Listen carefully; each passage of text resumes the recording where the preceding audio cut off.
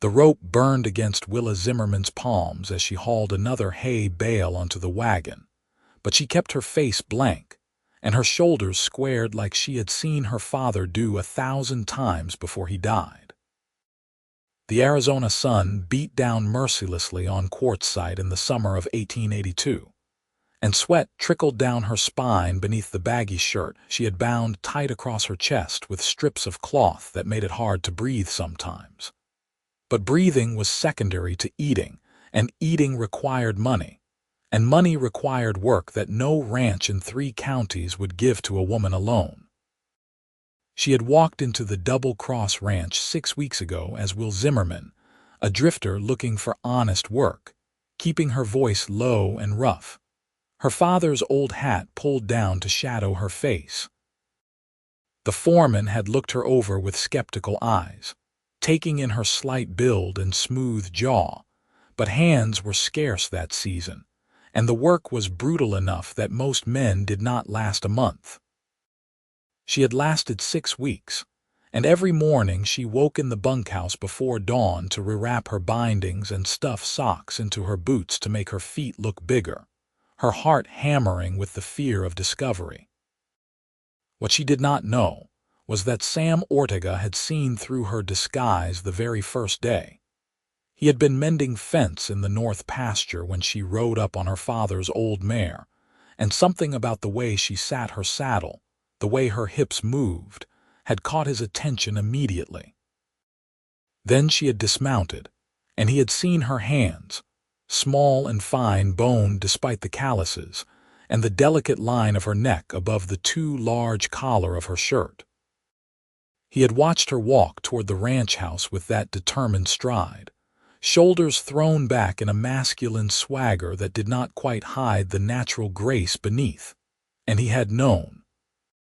Sam was 30 years old, the best horseman on the ranch and the only hand who could gentle the wildest Mustang without breaking its spirit. He had dark hair that fell past his collar and eyes the color of strong coffee, and a quietness about him that made people trust him with their secrets. He kept Willa's secret without even thinking about it, watching from a distance as she worked twice as hard as any man to prove herself, never complaining, never backing down from even the dirtiest jobs. He found himself watching her more than he should. The way she handled the horses with gentle firmness, talking to them in a soft voice she never used around the other hands. The way she sat alone during meals, eating quickly and quietly, always alert. The way she flinched whenever someone got too close, as if afraid they might discover the truth that he had known all along. It was dangerous, what she was doing. If the wrong person found out, there would be hell to pay. Some of the hands were rough men, drifters themselves, and the thought of what might happen if they discovered a woman alone among them made Sam's jaw tighten. So he did what he could without making it obvious. He made sure to take the bunk nearest hers in the bunkhouse, a silent barrier between her and the others. He volunteered for the same work details, keeping close enough to intervene if needed. He never said a word about what he knew. Willa was aware of Sam Ortega, of course. It was impossible not to be. He was always there, a quiet presence at the edge of her vision, and at first it had terrified her.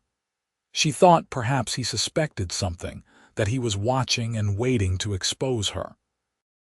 But weeks passed and he never said anything, never looked at her with suspicion or contempt, and gradually her fear shifted into something else, something she did not want to examine too closely. She noticed things about him. The way he was patient with the younger horses, never losing his temper even when they fought the bridle. The way he helped old Pete with the heavy lifting without being asked, knowing the older man's back was not what it used to be. The way his hands moved when he worked with leather, strong and sure and gentle all at once. She found herself listening for his voice in the bunkhouse at night, that low rumble that made her feel inexplicably safe. It was foolish, and she knew it. She could not afford any kind of attachment, any distraction from the exhausting work of maintaining her disguise. Her mother was sick back in town, depending on the money Willa sent home each week, and her younger brother was only 14, too young to take on man's work. Everything depended on her keeping this job, and that meant keeping her secret, and that meant keeping her distance from everyone, especially Sam Ortega with his watchful eyes and his unsettling kindness. But fate and circumstance have a way of forcing proximity, and it happened on a scorching afternoon in late July when they were sent together to check the water levels in the stock tanks in the eastern sections. It was a 2-day job, riding out to the far reaches of the ranch's grazing land, and Willa's stomach had clenched with anxiety when the foreman assigned them as partners. They rode in silence for the first few hours, the sun climbing toward its zenith, the landscape shimmering with heat. Willa kept her eyes fixed between her horse's ears, acutely aware of Sam riding beside her, his easy seat in the saddle, the way his horse responded to the lightest touch. She had rolled her shirt sleeves up to her elbows, forgetting for a moment, and then remembered with a jolt of panic that her arms were too slender, too smooth. "We will make camp near Willow Creek," Sam said, his first word since they had left the ranch. His voice was casual, giving no indication that he had noticed anything amiss. "There is shade there, and the water is good." "All right," Willa said, keeping her voice gruff and low. Her throat was dry from the dust and the constant effort of maintaining the masculine tone. They reached the creek as the sun was beginning its descent, painting the sky in shades of orange and gold. It was a beautiful spot, cottonwoods clustered along the water's edge, their leaves whispering in the faint breeze. Sam dismounted and began unsaddling his horse, and Willa did the same, her movements automatic after weeks of practice. "I will get wood for a fire," Sam said. "You can water the horses." It was a division of labor that made sense, but Willa felt a flicker of gratitude that he had given her the task that required less heavy lifting. She led both horses down to the creek and let them drink, then hobbled them where they could graze on the sparse grass. When she returned to the camp, Sam had a small fire going and was setting up their bedrolls on opposite sides of the flames. They ate in silence, hardtack and jerky and coffee so strong it could strip paint. Willa sat with her back against a rock, her hat pulled low, watching the fire and trying not to watch Sam. The darkness gathered around them, and the temperature dropped with the sun's departure, that sudden shift that always surprised people new to the desert. "You from around here?" Sam asked suddenly, breaking the long silence. He was cleaning his tin cup with sand from the creek, not looking at her. Willa hesitated. Personal questions were dangerous territory. "Quartzsite," she said finally. It was not exactly a lie. "You have family there." "Some." She did not elaborate. Sam nodded, accepting this. "It is a hard country to make a living in." "Yes, especially alone." Something in his tone made her look up sharply, but his face was shadowed, unreadable. "I do all right," she said carefully. "You work hard," Sam said. "Harder than most. The foreman has noticed." Pride bloomed in her chest, warm and dangerous. She had been working herself to exhaustion to prove she belonged, and to know it had been seen meant everything. "I earn my pay," she said. "You do more than that." Sam poured the dregs of his coffee into the fire where they hissed and steamed. "But you should not have to prove yourself every single day. A man's work should speak for itself." "A man's work." Willa swallowed hard. "Some of us have more to prove than others," she said quietly. Sam looked at her then, really looked at her, and in the firelight his eyes were impossibly kind. "Everyone has something to prove," he said, "or something to hide. It does not make them less worthy of respect." Her heart was pounding so hard she was sure he could hear it. Did he know? Was this his way of telling her he knew? But his expression revealed nothing, and after a moment he lay down on his bedroll, pulling his blanket up and tilting his hat over his face. "Get some sleep," he said. "We have a long day tomorrow." Willa lay awake for hours, staring up at the vast expanse of stars, listening to the sounds of the night and the gentle breathing of the man across the fire. She felt exposed and vulnerable in a way that had nothing to do with her disguise and everything to do with the strange ache in her chest that she was afraid to name. The next day, they worked their way through the eastern sections, checking each stock tank, making note of which ones needed repair. It was hot, dusty work, and they fell into an easy rhythm, working side by side without much conversation. But the silence between them felt different now, less strained, almost companionable.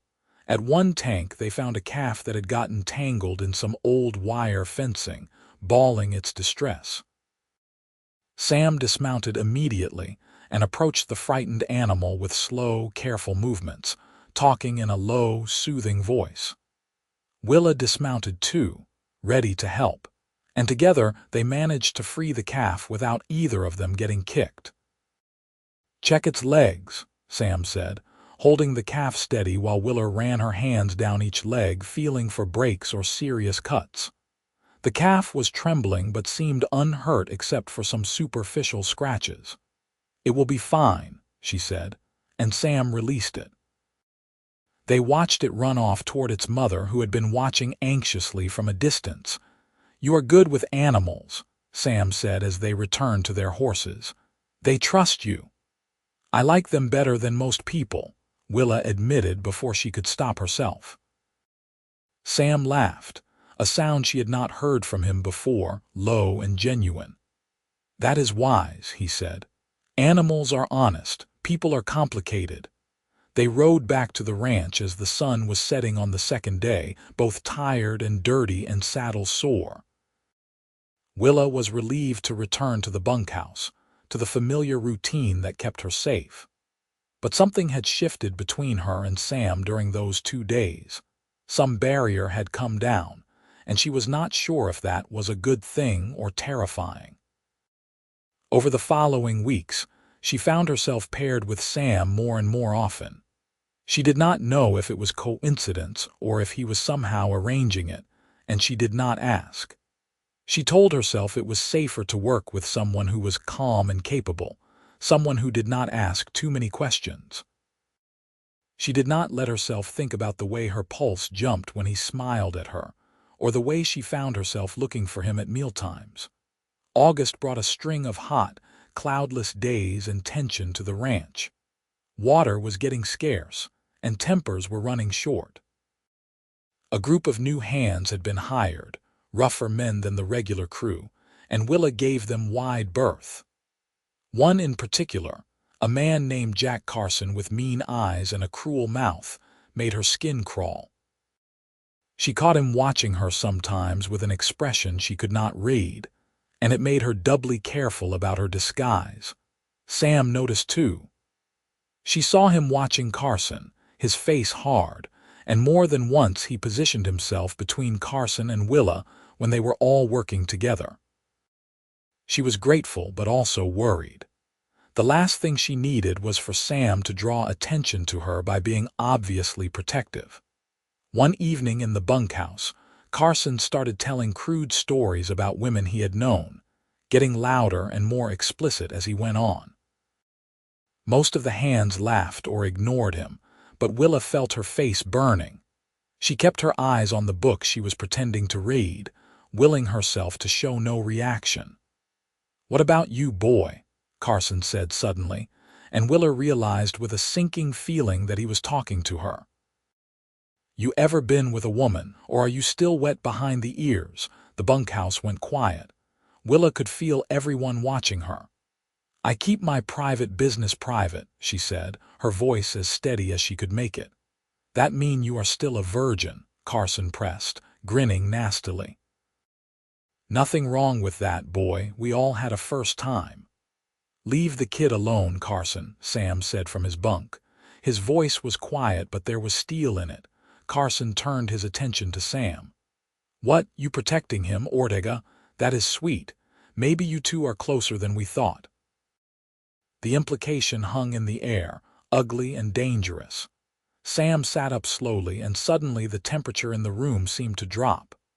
"Watch your mouth," he said, his voice deadly calm. Carson stood up, swaying slightly.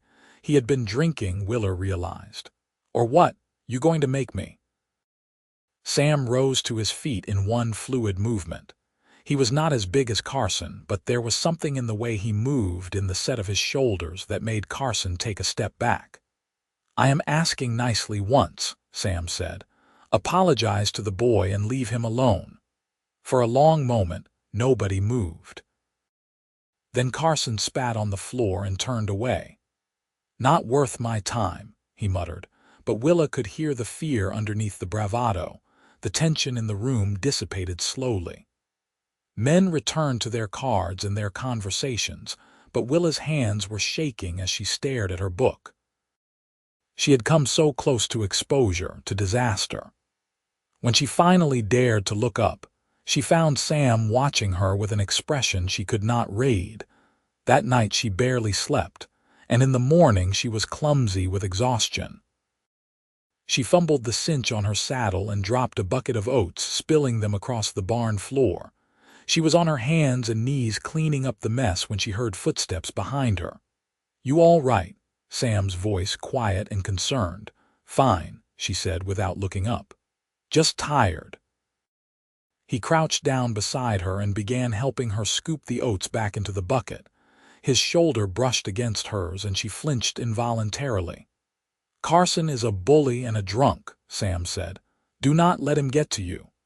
"I can handle it," Willa said, more sharply than she intended. "I know you can." Sam's voice was gentle, "but you do not have to handle everything alone." The kindness in his words nearly undid her. She could feel tears prickling behind her eyes, which was ridiculous and dangerous. She blinked hard and focused on the oats, on getting every last kernel back into the bucket. "I appreciate what you did last night," she said stiffly, "but you do not need to protect me. It just draws attention." "Maybe so." Sam stood, lifting the bucket easily. "But some things are worth the attention." Before she could respond, he walked away, leaving her kneeling on the barn floor, her heart racing and her mind spinning with questions she did not dare ask. The incident with Carson seemed to mark a turning point. The other hands began giving Willa a bit more respect, perhaps because Sam had stood up for her, perhaps because she had proven herself through weeks of hard work. She found herself included in conversations sometimes, asked her opinion on horses or weather or the best way to mend tack. It should have made her feel safer, more accepted, but instead it made her more anxious. The more people noticed her, the more likely someone would see through her disguise. She started volunteering for the most isolated jobs, riding fence lines alone or checking cattle in the far pastures. The foreman allowed it because she was reliable, and because hands who preferred solitary work were valuable on a ranch this size. But it also meant she saw less of Sam, which was what she told herself she wanted. September arrived with slightly cooler temperatures and the promise of fall. Willa had been on the ranch for 4 months now, longer than she had dared hope. She had saved most of her wages, sending money home to her mother every week, knowing it was keeping her family fed and housed. Her mother's letters, rare and laboriously written, thanked God for the son who was working so hard for them. The deception stung, but what choice did she have? Women in Quartzsite could be seamstresses or cooks or laundresses, jobs that paid a fraction of what a ranch hand earned, not enough to support a sick woman and a growing boy. She was mending a fence line in the northeast corner when her horse threw a shoe. She dismounted with a curse, examining the hoof. The shoe was half off, hanging by a single nail, and she could not risk making her horse lame by riding it back to the ranch. She would have to walk, leading the horse, which meant she would not get back until well after dark. She had been walking for an hour, her feet aching in her oversized boots, when she heard hoofbeats behind her. She turned to see Sam riding toward her on his big bay gelding, leading her mare. "Foreman sent me to find you," he called as he approached. "You did not come back when expected." Relief and frustration warred in her chest. "My horse threw a shoe," she said, gesturing at the lame animal. "I was walking back." Sam dismounted and examined the hoof himself, then nodded. "We can ride double on my horse," he said. "Yours can follow behind." The thought of riding pressed up against Sam for miles made Willa's mouth go dry. "I can walk," she said. "I am fine." "It is 15 miles back to the ranch," Sam said patiently, "and there are mountain lions in these hills. We are riding double." He was right, of course, which made it even more annoying. Willa handed him the reins to her horse and stood awkwardly while he mounted, then reached down a hand to pull her up behind him. His hand was warm and strong around hers, and he lifted her as if she weighed nothing. She settled onto the horse's rump, trying to keep space between herself and Sam's back, but the horse's gait made it impossible. She had to grab his belt to keep from sliding off, and she could feel the heat of his body through his shirt. They rode in silence as the sun sank lower, painting the desert in shades of gold and amber. Willa tried to focus on anything other than the solid warmth of the man in front of her, the smell of leather and horse, and something uniquely Sam. It was torture, and it was also the closest thing to contentment she had felt in months. "Can I ask you something?" Sam said suddenly, his voice low enough that she almost missed it over the sound of hoofbeats. Willa tensed. "All right. Why are you here, really?" Her mind raced, trying to think of a safe answer. "I needed work," she said finally. "There are other jobs, easier jobs, not that pay as well. So it is about money." "Everything is about money when you do not have any," Willa said, unable to keep the bitterness from her voice. Sam was quiet for a moment. "You are supporting family," he said. "It was not quite a question."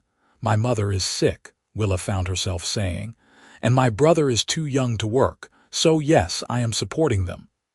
"That is a heavy burden for someone so young." "I am not that young," Willa said defensively. "How old are you? 20, 22. "Almost 23, but she did not add that. "Still young," Sam said, but his tone was gentle, not mocking. "Too young to carry the weight of the world alone."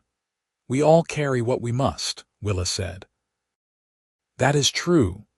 Sam paused, and when he spoke again, his voice was thoughtful. "My father died when I was 18, left my mother and 3 sisters with nothing but debt. I worked for 5 years to pay it off, to see them settled. I understand about responsibility." Willa had not expected this glimpse into his past. "Did you resent them?" she asked. "Your family for needing you?" "No." His answer was immediate and certain. "But I resented the world that put us in that position. That made survival so hard for people who had already suffered enough." She understood that bone deep. "What happened to your family?" she asked. "Your mother and sisters?" "My mother remarried a good man who treats her well. My sisters all married too. They are happy, I think. I see them when I can." "So you are free now," Willa said. "No more responsibilities." "I suppose so." But he sounded uncertain. "Freedom is not always what you think it will be." They lapsed back into silence, and Willa found herself relaxing slightly against his back, exhaustion catching up with her. It had been a long day, and the rhythm of the horse was soothing. She caught herself starting to doze and jerked upright. "It is all right," Sam said quietly. "I will not let you fall." She believed him. Against all logic and self-preservation, she believed him, so she let herself lean against his back just a little and closed her eyes for a moment. She woke to Sam saying her name. "Will, wake up, we are back." She jerked upright, disoriented, and realized they were in the ranch yard. The bunkhouse windows glowed with lamplight, and she could hear voices from inside. She slid off the horse quickly, her legs unsteady beneath her. "Thank you," she said, not meeting his eyes, "for coming to find me." "Any time," Sam said, and something in his voice made her look up. He was watching her with an expression she could not quite read, something warm and complicated. "Get some rest. You look exhausted." She nodded and turned away, leading her lame horse to the barn. Behind her, she heard Sam riding toward the corral, and she let out a breath she had not realized she was holding. That night, lying in her bunk, she could not stop thinking about the feeling of riding pressed against Sam's back, the rumble of his voice through his ribcage, the certainty that he would keep her safe. It was dangerous, feeling this way. It compromised everything she had worked for. But she could not seem to help it. October brought the first real cold, mornings when frost silvered the ground and their breath clouded the air. The ranch began preparations for winter, repairing buildings and stocking supplies. It was busy, exhausting work, and Willa threw herself into it, trying not to think about Sam, trying not to notice the way he always seemed to be nearby. One evening she was in the barn alone, mucking out stalls by lantern light. Most of the hands had gone into town for Saturday night drinking, but Willa never went along.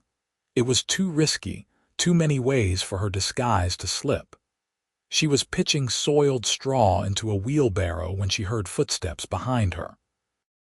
She turned to find Jack Carson standing in the barn doorway, swaying slightly. He had been in town drinking, clearly, and the sight of him made alarm bells ring in her head. She tightened her grip on the pitchfork. "Well, well," Carson said, his words slightly slurred. "All alone, boy." "Where are all your friends? In town," Willa said evenly. "Like you should be. I came back early." He took a step closer and Willa backed up. "Wanted to talk to you, actually. Been wanting to talk to you for a while. We have nothing to talk about." Willa kept the pitchfork between them, her heart hammering. "See, I think we do." Carson's smile was ugly. "I have been watching you, boy, and you know what I think. I think there is something off about you, something you are hiding." "I do not know what you are talking about," Willa said, but her voice came out too high, too breathless. "Let me see." Carson lunged forward suddenly, grabbing for her. Willa swung the pitchfork instinctively, catching him in the shoulder. He howled and stumbled back, but he was a big man and angry now. He came at her again, and this time his hand connected with her shirt, yanking hard.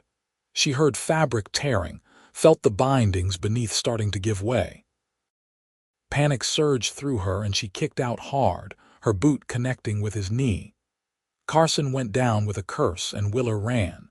She bolted out of the barn and straight into someone standing just outside. Strong hands caught her shoulders, steadying her. "Easy," Sam's voice said.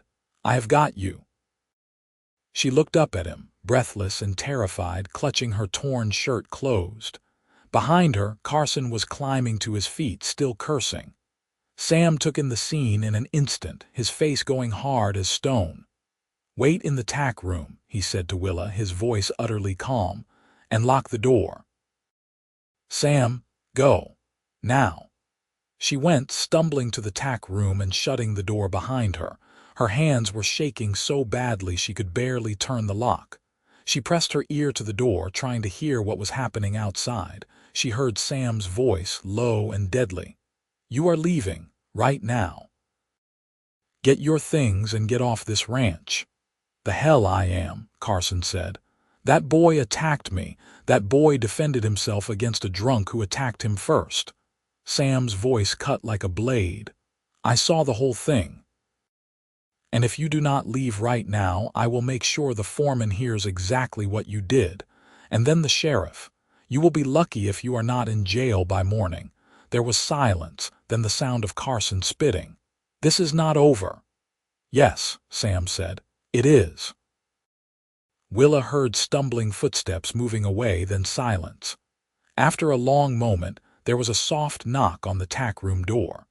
It is just me, Sam said. He is gone.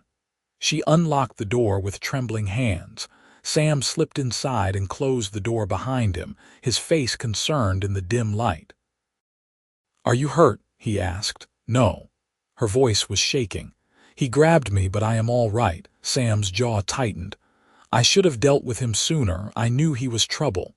How did you know? Willa asked. That I was in the barn, that I came back early from town. Sam's eyes were dark, serious. I do not like leaving you alone here, and when I saw Carson come back drunk and angry, I followed him.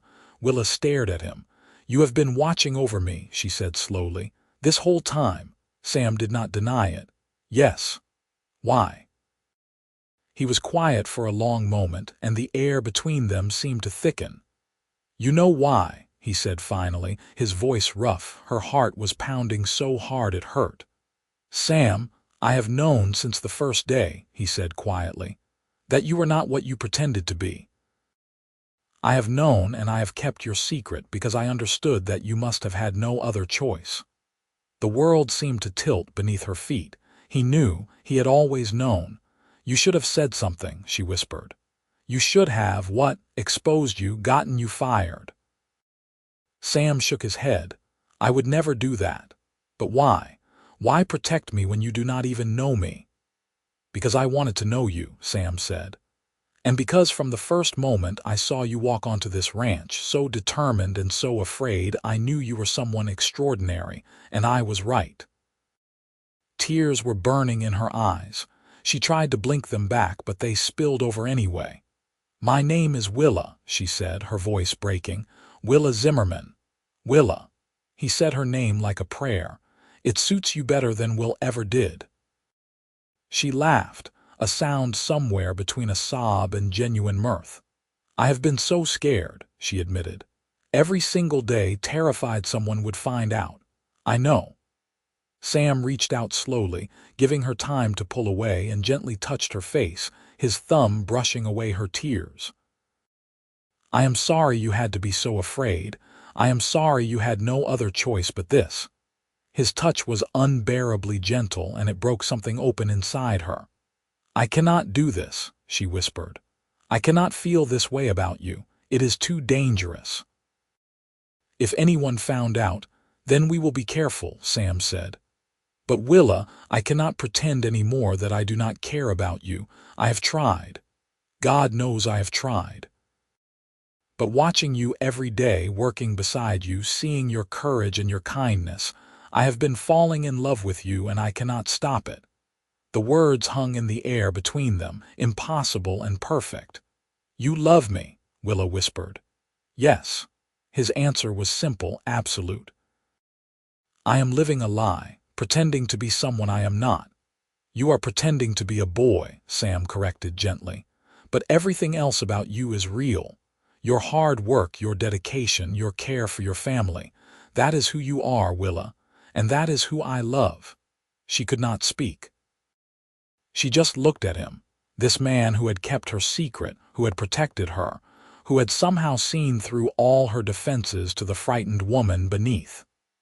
And then, before she could think better of it, she closed the distance between them and kissed him. For a heartbeat he froze, surprised, and then his arms came around her, pulling her close. His lips were warm and gentle, and he kissed her like she was precious, like she was something to be cherished. She melted into him, all her fear and exhaustion and loneliness pouring into this one perfect moment. When they finally broke apart, both breathing hard, Sam rested his forehead against hers. We need to be smart about this, he said quietly. If anyone else finds out, I know. Willa took a shaky breath. My shirt is torn. Carson might talk, might tell people what he suspects. Carson will not talk, Sam said grimly. I made sure he understands the consequences if he does, but you are right, we need to be careful. Can you mend your shirt? Yes. I have needle and thread in my pack. She stepped back reluctantly, already missing his warmth. "Sam, what are we going to do? I cannot leave this job. My family needs the money. But if people start suspecting, then we make sure they do not suspect." Sam's mind was clearly racing. Winter is coming. The foreman has been talking about sending some hands to the line shack at Gray Mountain to watch over the cattle up there. It is isolated, hard work. I can volunteer to go and suggest you come with me. It would keep you away from the main ranch, away from questions. Would the foreman agree? I think so. No one else wants that assignment. It is months of cold and solitude. Sam smiled slightly. But we would have each other. The thought of spending the winter alone with Sam, away from the constant fear of discovery, was almost too wonderful to contemplate. "Are you sure?" Willa asked. "That is a lot to ask, months of isolation just to protect my secret." "I would do far more than that," Sam said simply. "Besides, you would be doing me a favor. I told you freedom is lonely. I would much rather spend the winter with you." She felt tears threatening again, but this time they were tears of relief, of hope. "Thank you," she whispered, "for everything, for keeping my secret, for protecting me, for seeing me when I was trying so hard to be invisible." "You could never be invisible," Sam said. "Not to me." They made plans quietly over the next few days. Sam spoke to the foreman about the line shack assignment, and as he had predicted, the foreman was happy to have volunteers for such an unpopular job. Willa kept her head down and worked hard, mending her torn shirt and avoiding any situation where she might be alone with anyone except Sam.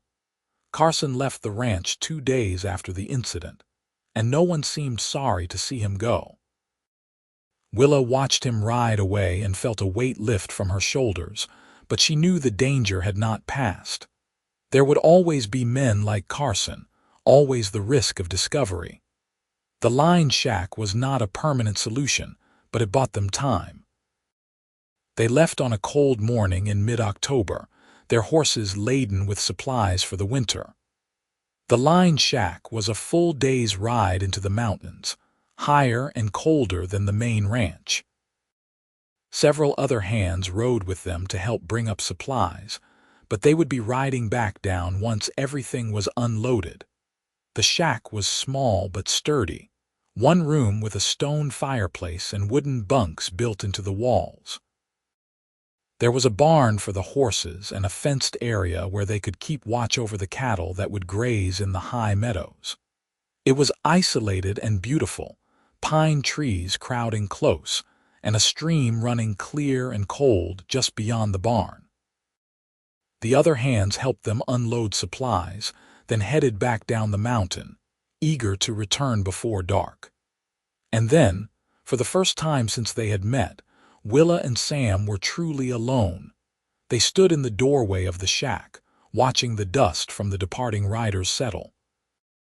The silence of the mountains pressed around them, broken only by the whisper of wind through pine needles and the distant call of a hawk. "Well," Sam said finally, turning to her with a small smile, "here we are." Willa looked at him, this man who had changed everything, and felt something tight in her chest finally begin to unwind. "Here we are," she agreed. They spent the rest of that day settling in, organizing supplies and tending to the horses. It was easier working together without the need for pretense, and Willa found herself relaxing in ways she had not been able to for months. She did not have to keep her voice artificially low, did not have to remember to walk like a man, did not have to watch every word and gesture. That night they cooked dinner together over the fireplace, a simple meal of beans and bacon and cornbread. They sat side by side on one of the bunks, eating and talking quietly. Sam told her about his childhood in New Mexico, about learning to ride before he could properly walk, about the father he had lost, and the family he had worked so hard to save. Willa told him about her own father, a ranch hand who had died in a simple accident, a horse that spooked, and a fall that should not have been fatal but was. She told him about her mother's slow decline afterward. The illness that the doctor said was in her lungs, but that Willa suspected was partly heartbreak. She told him about her brother Thomas, bright and restless at 14, desperate to quit school and work but too young yet to be hired anywhere respectable. He must look up to his older brother a great deal, Sam said with a hint of humor in his voice. The one working so hard to support the family. Willa laughed, surprising herself. I write to my mother as Will, she admitted. I could not tell her the truth. She would have been horrified, would have begged me to come home. She does not understand that there was no other choice. Will you tell her eventually? When you can? I do not know. Willa stared into the fire. Maybe, or maybe I will keep this part of my life separate, a secret I carry. Sometimes I think about what it will be like when I can stop pretending, when I can just be myself again. But then I wonder if I even know who that is anymore. Sam was quiet for a moment, then said, You are brave and strong and determined. You are someone who loves her family enough to risk everything for them. You are gentle with animals and fierce with bullies. You work harder than anyone I have ever met, and you never complain. That is who you are, Willa. Everything else is just surface. His words wrapped around her heart. She turned to look at him, really look at him in the firelight. He was handsome. She had always known that, but it was more than his looks. It was the steadiness in his eyes, the strength in his hands, the kindness that seemed to radiate from him. How did I get so lucky, she whispered, that you were the one who saw through me? I think I am the lucky one, Sam said. He reached out and tucked a stray lock of hair behind her ear, a gesture so tender it made her ache. Can I ask you something? Anything? Can I hold you, just hold you? I have wanted to for so long. In answer, Willa set aside her plate and moved closer, letting Sam wrap his arms around her. She rested her head on his shoulder and felt his chin settle on top of her head, and for the first time in months, she felt completely safe.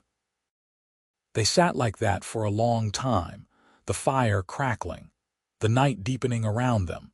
Eventually they separated into their respective bunks to sleep, both of them understanding without discussion that they needed to take things slowly. But Willa fell asleep with the memory of Sam's arms around her, and she slept more soundly than she had in years. The days fell into a comfortable rhythm. They rose early to tend the horses and check on the scattered cattle. They repaired fences and chopped wood and hauled water. The work was hard but satisfying, and they worked side by side, learning each other's rhythms, anticipating each other's needs. In the evenings they cooked together and talked, really talked, about everything and nothing. Sam taught her to play cards, and she beat him more often than not, which made him laugh. She taught him a song her father used to sing, and his rich voice filled the cabin with warmth. They did not rush into anything physical beyond holding hands sometimes, or sitting close by the fire. There was an unspoken understanding that what they had was precious and worth taking time over. They were building something real, something that could last. The first snow came in early November, soft flakes that made everything look clean and new. They stood together in the doorway of the cabin, watching it fall, and Sam took her hand. Beautiful, he said. Yes, Willa agreed, but she was looking at him. He caught her gaze and smiled, then leaned down and kissed her, soft and sweet. When they broke apart, there was snow in his dark hair, and she reached up to brush it away. I love you, she said.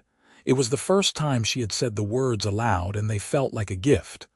I love you too, Sam replied. I have loved you for months, Willa. Since that first day when you rode up to the ranch looking so determined and so scared, I have loved you through every long day and every anxious night, and I will love you for the rest of my life if you will let me.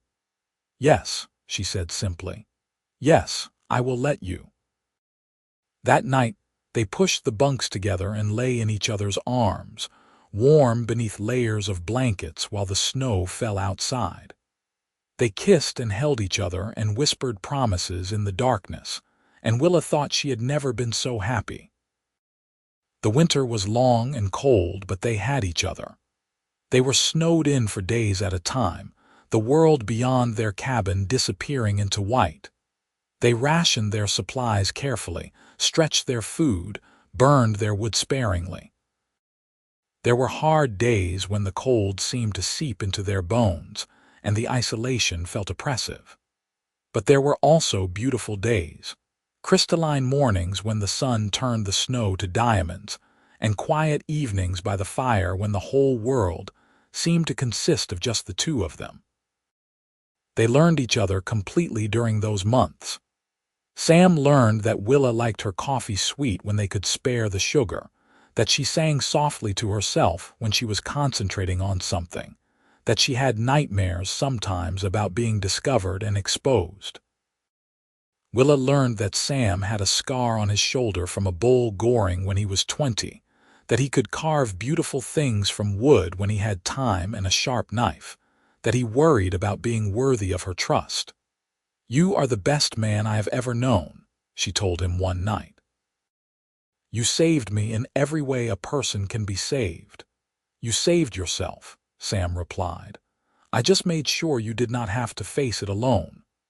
They made love for the first time during a blizzard in January, snow piling high outside while inside they generated their own heat. It was tender and careful and absolutely right, and afterward they lay tangled together, listening to the wind howl and feeling grateful for the solid walls around them. "I want to marry you," Sam said into the darkness. "Properly, with a preacher and witnesses. I want you to be my wife, not just in my heart but in the eyes of the law." "How?" Willa asked, though her heart was singing at the words. "Everyone knows me as Will Zimmerman, a man. I cannot just suddenly appear as a woman." "We will figure it out," Sam said. "Maybe we could go somewhere new, somewhere no one knows either of us. We could start fresh. And my family, they need the money I send. We will find a way to keep supporting them. I have some savings, and we can both work wherever we settle. But Willa, I do not want to hide you away forever. I do not want you to have to pretend to be someone you are not. You deserve to live freely as yourself." She held him tighter. "I want that too," she admitted. "I want to be your wife. I want a life where I do not have to lie every day. But I am scared. What if we cannot make it work?" "Then we will try something else," Sam said simply. "But Willa, I am not giving up on you, on us. We will find a way." The snow began to melt in March, and they knew their time alone was coming to an end. The foreman would be sending someone to relieve them soon, expecting them back at the ranch. The thought of returning to the subterfuge, to pretending to be Will again, made Willa's stomach clench with anxiety. "I do not think I can do it," she confessed to Sam one evening. "Go back to pretending. Not after these months of being able to just be myself." Sam was quiet for a long moment, staring into the fire. "Then do not," he said finally. "What? Do not go back?" He turned to face her, his expression intense. "We leave, now before anyone comes to relieve us. We ride out and we do not come back. Sam, I have wages owing to me. And I cannot just disappear. My mother needs that money." "I will ride down to the ranch alone," Sam said, his mind clearly racing. "I will tell the foreman we are both quitting, collect both our wages. I will take your money to your mother in Quartzsite and explain that you have found better work elsewhere. And then I will meet you in Tucson. We can marry there, start over somewhere new." It was reckless and risky and absolutely terrifying. It was also the only path forward that Willa could see. "Are you sure?" she asked. "You would give up your job, your reputation here, everything you have built, I am sure," Sam said without hesitation. "Willa, you are my everything. The job, the ranch, none of it matters compared to you. We will build something new together, something better."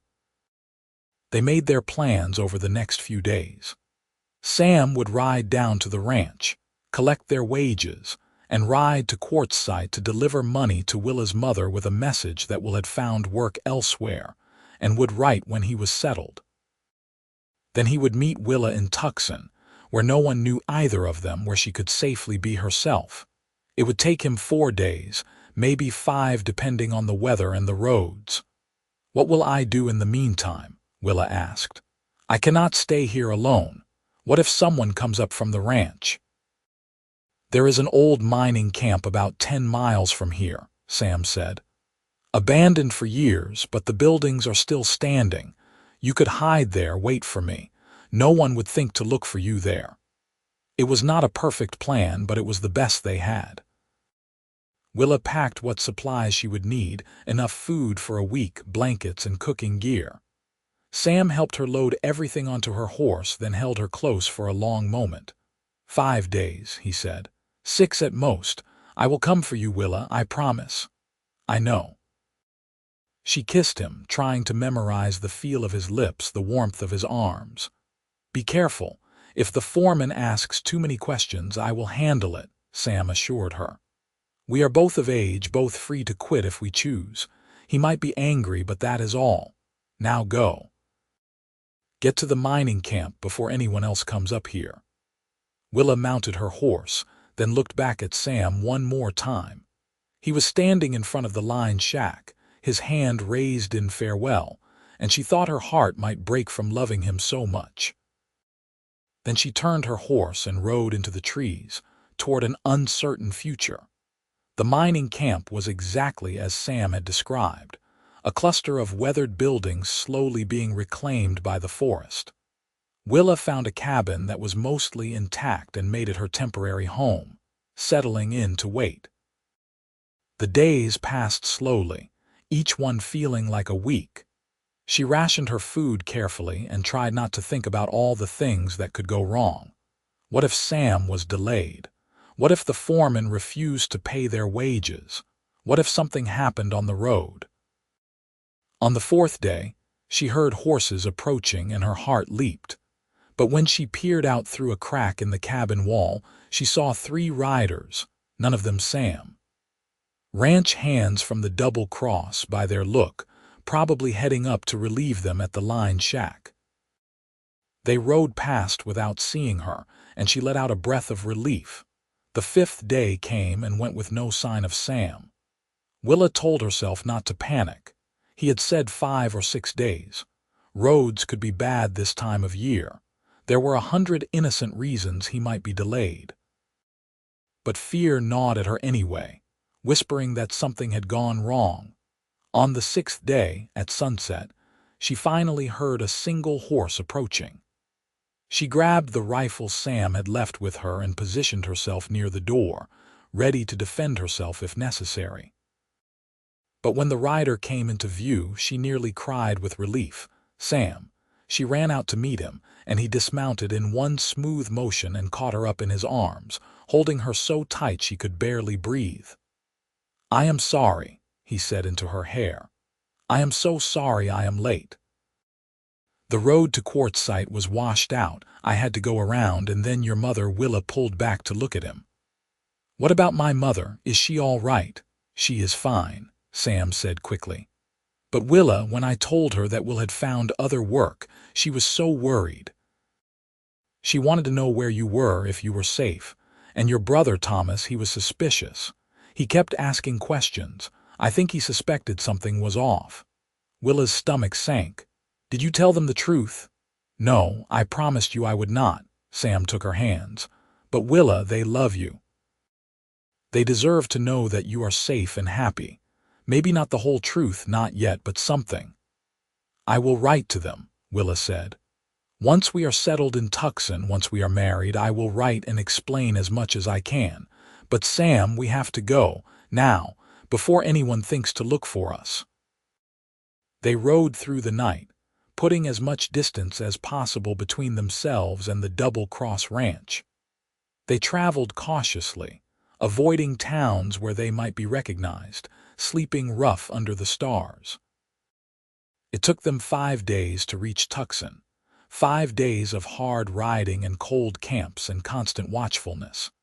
But finally, on a warm afternoon in early April, they rode into Tucson, a growing city full of strangers who had no idea who they were or where they had come from.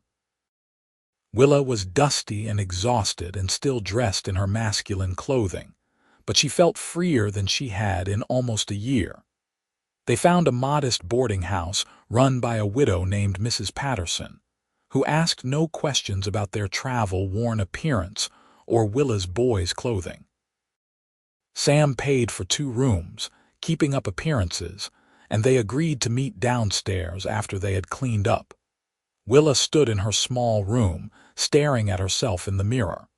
She had not seen her reflection clearly in months, had avoided mirrors while maintaining her disguise. Now she looked at the woman looking back at her, her face thinner than it had been, her skin tanned from months outdoors, her hair hacked short beneath her hat. She looked like a stranger. Slowly, she began to remove the layers of her disguise. She unwrapped the bindings around her chest, gasping with relief as she could finally breathe deeply. She stripped off the oversized shirt and trousers, the boots stuffed with socks. She washed herself with water from the basin, scrubbing away months of dust and sweat and fear. Mrs. Patterson knocked on her door after an hour and offered to loan her some proper women's clothing, saying she had things that might fit from when she was younger. Willa accepted gratefully and soon found herself dressed in a simple calico dress, her feet in shoes that actually fit, her short hair brushed and as neat as she could make it. When she came downstairs, Sam was waiting in the parlor. He had cleaned up too, shaved and changed into clean clothes, but Willa barely noticed. She only saw his face when he looked up and saw her, really saw her as herself for the first time in full light. His expression was one of wonder. "Willa," he breathed, standing up. "You are so beautiful." She felt herself blushing. "I must look strange with this short hair." "You look perfect," Sam said. He crossed to her and took her hands. "You look like yourself. Finally, completely yourself." They were married 3 days later in a simple ceremony at a small church with Mrs. Patterson and her sister as witnesses. Willa wore a borrowed dress and carried wildflowers that Sam had picked that morning. When the preacher pronounced them husband and wife, Sam kissed her with a joy that made Willa's heart overflow. They rented a small house on the edge of town, nothing fancy but clean and private and theirs. Sam found work at a large ranch outside Tucson, using his skills with horses to earn good wages. Willa wanted to work too, but Sam was hesitant, worried that people might recognize her if she tried to work on a ranch. "I am going to go mad sitting at home," Willa said one evening. "I am not made for idleness, Sam. You know that." "I know." Sam thought for a moment. "What if you worked with me?" "Not as a ranch hand, but with the horses. You have a gift with them, Willa. You could help train them, gentle them. People would pay for that skill." It was a perfect solution. Willa began working alongside Sam, and soon she had built a reputation as someone who could handle even the most difficult horses. She worked dressed as a woman now, and while some people found it unusual, her results spoke for themselves. Word spread, and soon they had more work than they could handle. Willa wrote to her mother in May, a long letter explaining as much as she could. She confessed that Will had been her all along, that she had disguised herself to earn money to support the family. She told her mother about Sam, about their marriage, about their new life in Tucson. She enclosed money, more than she had ever been able to send before, and promised to keep sending it regularly. Her mother's reply came 6 weeks later, written in her shaky hand. She was shocked and worried and scandalized, but also proud. "You did what you had to do," she wrote, "and you found love in the process. God works in mysterious ways. Your father would have been proud of your courage as I am. Take care of yourself, daughter." And take care of that husband of yours. He sounds like a good man." Thomas wrote separately, a shorter note that made Willa laugh through her tears. "I knew something was up," he wrote. "You were always terrible at lying. But seriously, Willa, you are the bravest person I know. I am going to tell everyone my sister is a horse tamer. They are going to think I am making it up."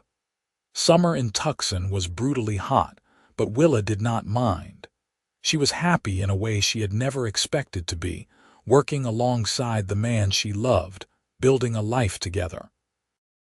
They talked sometimes about the future, about maybe buying their own small ranch someday, raising horses and maybe children.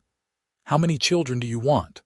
Sam asked one evening as they sat on their porch watching the sunset. "I do not know," Willa said. "I never let myself think about it before. It seemed impossible, like something that could never be mine. But now maybe 2, 3. I would like that," Sam said, pulling her close. "A house full of children and horses and noise. It sounds perfect." In October, Willa realized she was pregnant.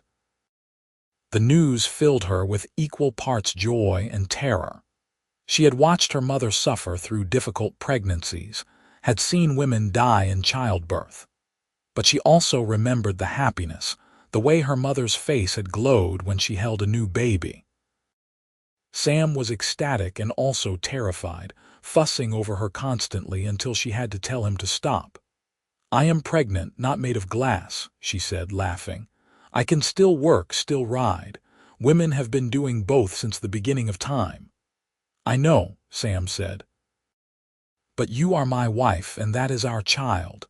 Let me worry a little," she kissed him. "All right. A little." Their son was born in June of 1883, a healthy baby with his father's dark hair and his mother's determination. They named him Thomas, after Willa's brother, and Willa cried when she held him for the first time, overwhelmed by love and gratitude. Sam was a devoted father, taking to the role like he had been born for it. He carried Thomas everywhere, showing him the horses, singing to him in Spanish, rocking him to sleep at night. Watching them together made Willa fall in love with her husband all over again. Her mother came to visit when Thomas was 3 months old, making the journey from quartzsite with Willa's brother. It was the first time they had seen each other since Willa had left to find work a year and a half ago. Her mother looked older, frailer, but her eyes were bright as she held her grandson. "He is beautiful," she said. "And you look happy, daughter, truly happy." "I am," Willa said. "Happier than I ever thought I could be." Her mother looked at Sam, who was showing Thomas how to stand on a patient old mare. "He is a good man," she said. "I can see it, and he loves you very much." "I know," Willa said. "I am very lucky, not luck," her mother corrected. "Courage. You were brave enough to do what needed to be done, and brave enough to accept love when it found you. That is not luck, Willa. That is strength." Young Thomas Zimmerman at 14 was fascinated by his sister's new life, asking 100 questions about the horses and the work and what it was like to live in Tucson. Sam took him under his wing, teaching him to ride better, showing him how to work with horses. By the end of the visit, Thomas was seriously considering moving to Tucson himself when he was old enough. "You could work with us," Sam said. "If you want. In a few years, when you are ready, we would be happy to have you." The offer meant everything to Willa. Her family, accepted and welcomed into the life she had built. It felt like the final piece falling into place. The years passed peacefully. Willa and Sam's reputation grew, and they were able to buy a small ranch of their own outside Tucson. It was not big, just 20 acres with a good barn and a house. They expanded as their family grew. Their daughter Maria was born in 1885, and their youngest son James came along in 1888. Young Thomas did move to Tucson when he turned 18, and he became Sam's partner in the horse business. Willa's mother lived with them for the last years of her life, comfortable and cared for, spoiling her grandchildren and telling them stories about their brave mother. Willa never went back to pretending to be a boy, never had to hide who she was again. She worked openly as a woman, training horses and earning respect through her skill and dedication. Some people found it scandalous, but most just came to accept that Willa Ortega did things her own way and did them well. On their 10th wedding anniversary, Sam gave her a beautiful saddle hand-tooled with their initials entwined. "Remember when we rode double all those miles back to the ranch," he said. "When I pulled you up behind me and you held on so tight." "I remember," Willa said, running her hand over the smooth leather. "I was terrified you would realize how I felt about you." "I already knew," Sam said with a smile. "Just like I knew everything else about you from the very beginning. I saw you, Willa, all of you, and I loved everything I saw." She kissed him then, there in the barn surrounded by the horses they both loved, and she thought about that frightened girl who had walked onto the Double Cross Ranch so long ago, desperate and alone.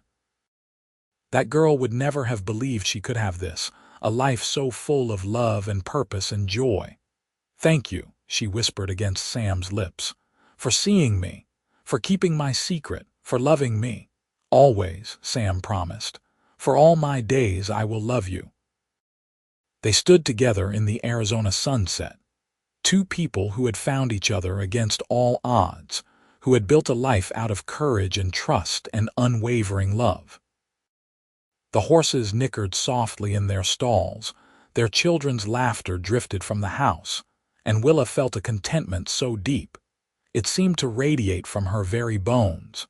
She had pretended to be a boy to survive, but Sam had seen the woman beneath and had loved her without condition or hesitation. He had kept her secret, protected her heart, and given her the freedom to finally be herself. And in return, she had given him her whole heart, holding nothing back. Their story was not typical, not the conventional romance that people expected. But it was theirs, written in hard work and quiet devotion, in stolen moments and hard-won trust, in the courage it took to be honest and the grace to accept love when it appeared. As the years continued to unfold, Willa and Sam remained partners in every sense. They weathered droughts and difficult seasons, celebrated births and mourned losses, and through it all their love remained constant. They grew old together, their children growing and having children of their own, their small ranch becoming a gathering place for family. When Willa was in her 50s, a young woman came to the ranch looking for work. She was dressed in men's clothing, her voice carefully pitched low, and she asked if they needed any hands. Willa saw Sam catch her eye across the yard, saw his slight smile, and she understood immediately. "What is your name?" Willa asked the young woman gently. "Jake," the woman said, not meeting her eyes. "Jake Miller." "I see." Willa exchanged another look with Sam. "Can you work with horses, Jake?" "Yes, madam, I am good with them." "Then you are hired," Willa said. "But Jake, I need you to understand something. On this ranch, people are safe to be who they really are. You do not have to pretend here, not if you do not want to." The young woman looked up sharply, fear and hope warring in her eyes.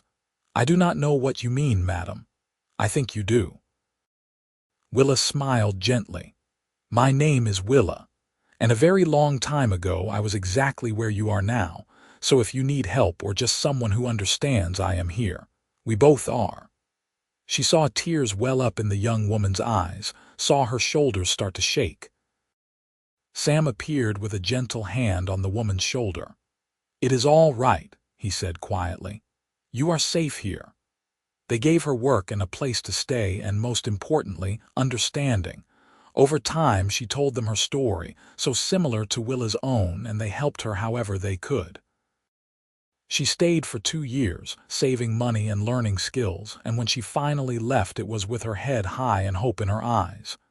"You gave her what you gave me," Willa said to Sam that night. "A chance, an acceptance." "We gave her what we both received," Sam corrected. Love. That is all anyone really needs. Willa and Sam lived to see their children grown and settled, their grandchildren running wild on the ranch that had become the center of their world. They lived to see Arizona become a state, to see the Wild West slowly tamed and civilized. They lived to see their story, once so dangerous and impossible, become simply a story, a tale of love and courage that their grandchildren begged to hear over and over. And when Sam died peacefully in his sleep at the age of 76, Willa held his hand and whispered all the things she had never stopped feeling, all the gratitude and love that had filled their life together. "You saw me," she said through her tears. "When I was invisible to everyone else, you saw me. And you loved me. How did I get so lucky?" She lived another 5 years without him, surrounded by family, still working with horses right up until the end. And when she finally closed her eyes for the last time, her children swore that her last word was his name, spoken with all the love of a lifetime. They buried her next to Sam on a hill overlooking their ranch, and on the shared headstone, their children had inscribed simply, "Willa and Sam Ortega." They saw each other truly, and loved each other always. The story of the woman who had disguised herself as a boy and the cowboy who had known all along became family legend, passed down through generations. It became a story about courage and trust, about seeing past surfaces to the truth beneath, about loving someone exactly as they are. And on quiet evenings, when the Arizona sun painted the sky in shades of gold and amber, people swore you could see two figures standing on that hill, hand in hand, watching over the land they had loved and the family they had built. Two souls who had found each other against impossible odds and had held on tight, through everything, until the very end. Their love story was not simple or easy, but it was real and true and lasting. It was written in hard work and quiet moments, in the courage to be honest and the grace to accept love when it appeared. It was a story of two people who saw each other completely and loved what they saw, who built a life together on foundations of trust and respect and unwavering devotion. And that, in the end, was worth everything. Worth the fear and the risk, worth the long journey and the hard times, worth every moment of doubt and struggle. Because real love, the kind that sees you truly and accepts you completely, is the rarest and most precious thing in the world. Willa Zimmerman had pretended to be a boy to survive, and Sam Ortega had known all along and had never said a word. He had simply loved her, protected her, and waited for her to trust him with the truth. And when she finally did, he had given her the gift of a lifetime, the freedom to be herself, the safety to be vulnerable, and a love that never wavered or failed. Their story ended as all the best stories do, not with grand gestures or dramatic pronouncements, but with a quiet contentment, a life well lived, and love that lasted beyond death itself. They had found each other in the most unlikely of circumstances, had built something beautiful against all odds, and had loved each other faithfully until the very end. And in the Arizona desert, where the sky stretches wide and the land remembers everything, their story lived on, a testament to the power of seeing and being seen, of loving and being loved, of having the courage to be yourself and the wisdom to accept love when it finds you.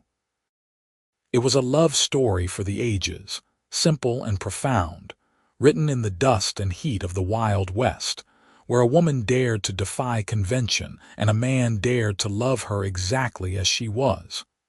And in the end, that was all that mattered. Not the disguise or the deception, not the fear or the struggle, but the love that grew between two people who saw each other truly and chose each other completely. Their legacy lived on in their children and grandchildren, in the ranch they had built, in the horses they had trained, and in the countless people they had helped along the way.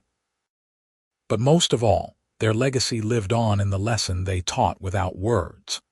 That real love sees past surfaces to the soul beneath. That courage comes in many forms, and that the greatest gift we can give another person is the freedom to be exactly who they are. Willa and Sam's story was not conventional, but it was theirs, and it was perfect.